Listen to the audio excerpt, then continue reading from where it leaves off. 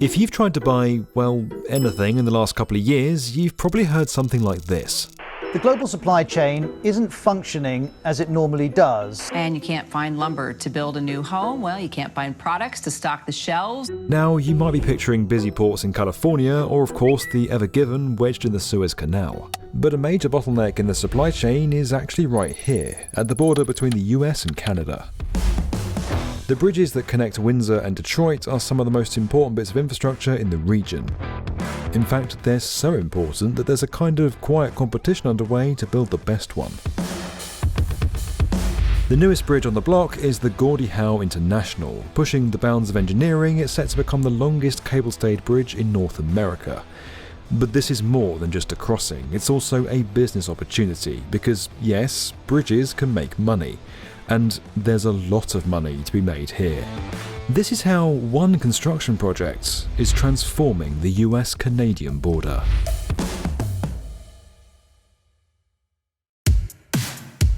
The US and Canada have the largest trading relationship in the world. In 2021, Canada overtook China as the US's top trading partner, exchanging $664 billion worth of goods. Nearly a quarter of that trade happens here. Detroit is a huge automaker, so a lot of vehicles and auto parts are shipped back and forth, along with things like cosmetics, vaccines, and even blood. Every day, more than $300 million worth of goods travel between Windsor and Detroit. That means a lot of taxes and tolls are being paid on bridges like this.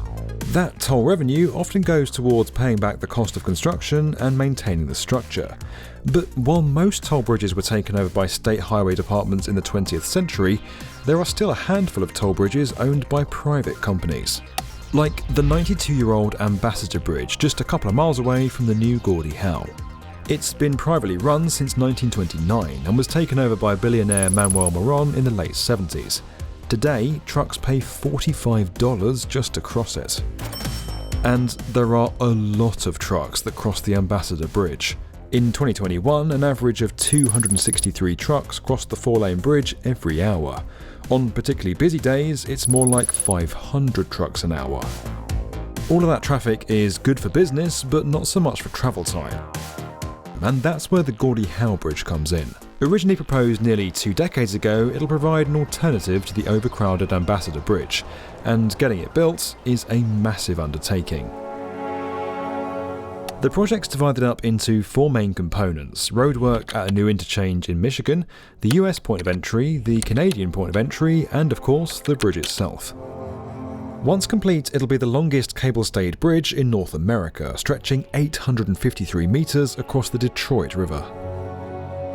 The $5.4 billion project is expected to finish in 2024, but it hasn't been an easy path to get here. There's been one major roadblock along the way. Remember Manuel Moron, the guy who owned the Ambassador Bridge? Well, he also owned the duty-free shops at the end of the bridge and tunnels, because why not own it all? Moron made a lot of money off this trade corridor, and he didn't want someone else taking potential traffic away from his empire. So when a new bridge was proposed back in 2004, he did everything he could to stop it. He sued the governments of Canada and Michigan to try and block its construction. Instead of a new publicly owned bridge, he came up with the idea of building a second stretch of the Ambassador Bridge, which he would own. He spent millions of dollars trying to pass a ballot measure that would make it harder to get the bridge approved, but the measure didn't pass. He even ran a cable TV advert asking then-President Trump to block its construction. Dear Mr. President, there are 2 grand new bridges being proposed in Detroit between America and Canada. After nearly 2 decades of battles, Moron's efforts failed and construction began in 2018. The next year, Trump allocated $15 million in federal funds for the GORDIE HOWE Bridge. For all the time and effort that went into the political fight, the engineering challenge of actually building the bridge still lay ahead. The structure will be held up by a series of cables fanning out directly from 2 main towers which will bear the weight of the road. Now, that's different from a suspension bridge where the cables spread out across a suspender between the towers. For a while, suspension bridges were the go-to choice for mid-length crossings in America, think the Golden Gate or George Washington Bridge. But as cable-stayed bridge design became cheaper, quicker and more efficient, it began to make a comeback. The GORDIE HOWE Bridge will be anchored by two massive towers on opposite sides of the Detroit River.